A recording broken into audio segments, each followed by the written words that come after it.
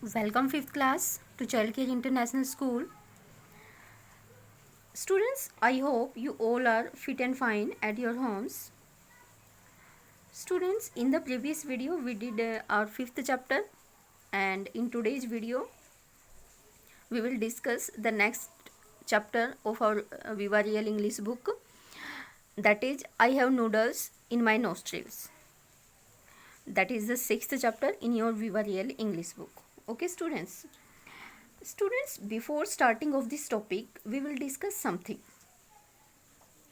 about breakfast. I would like to ask you a question, that which food do you like most, junk food or healthy food? I think most of you like junk food more than the healthy food. But I would like to suggest you that to give importance to healthy food, not the junk food. I know most of you like noodles, pizza, burger, sandwich, pasta. Dear students, our today's topic is also related to junk food, means noodles. That is named as our poem, I have noodles in my nostrils. Noodles is a junk food also, like Maggie. Okay. Students, this poem was written by Ken Nesbitt. Ken Nesbitt was an American children's poet. He was born on 20th Feb 1962. Students, because he has written many of the poems related to children's, that's why he was known as children's poet. So students, now we will start our topic.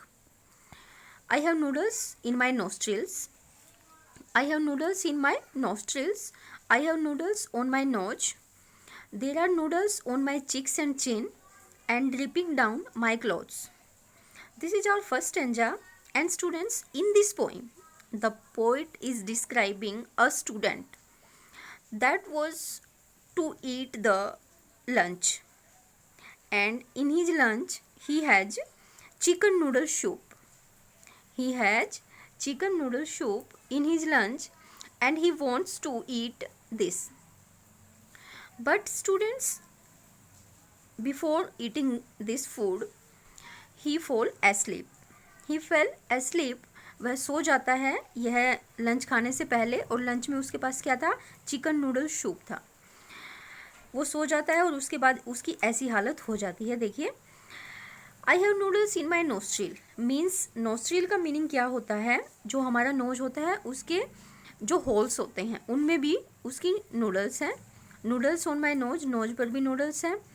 There are noodles on my cheeks and chin, cheeks और chin पर भी उसके noodles गिरे हुए हैं. And dripping down on my clothes, और यहाँ अब उसके फेस से उसके कपड़ों पर भी गिर रही हैं, as you can see in the picture also.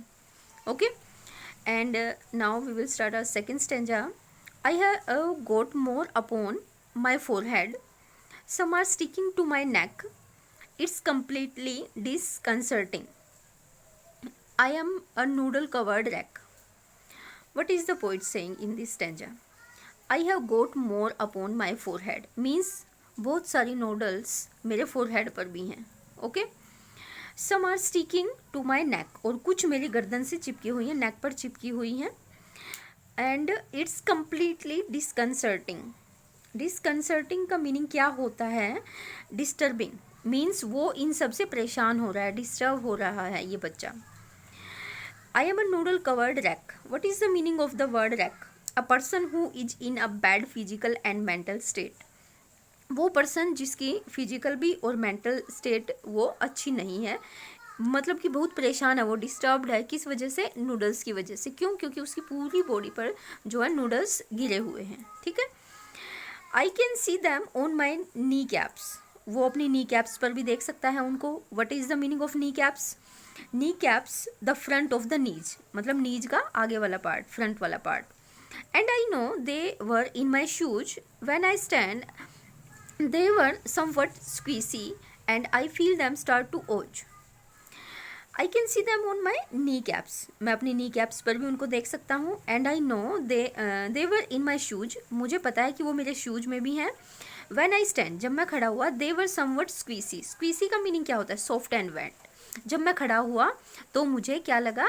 गीला महसूस हुआ, वेट फील हुआ और सॉफ्ट और वेट महसूस हुआ, उसको फील हुआ। And I feel them start to ooze, और मैंने अपने आप को एक ओज की तरह महसूस किया कि वो मेरी बॉडी से बाहर निकल रहे हैं, मेरे कपड़ों से बाहर निकल रहे हैं। ओज का मीनिंग होता है कम आउट, मीन्स जो नूडल्स हैं वो उसके कपड़ों से बाहर निकल रहे हैं जैसे ही वो खड़ा होता है। ठीक है।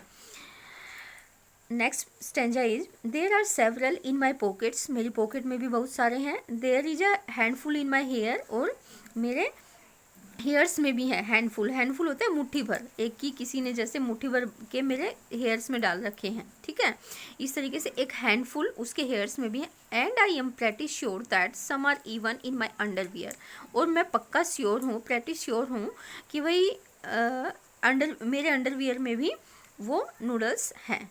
Okay, and our next stanza is, so try not to do what I did, I am a total nincompoop, and I fell asleep at lunch while eating chicken noodles soup.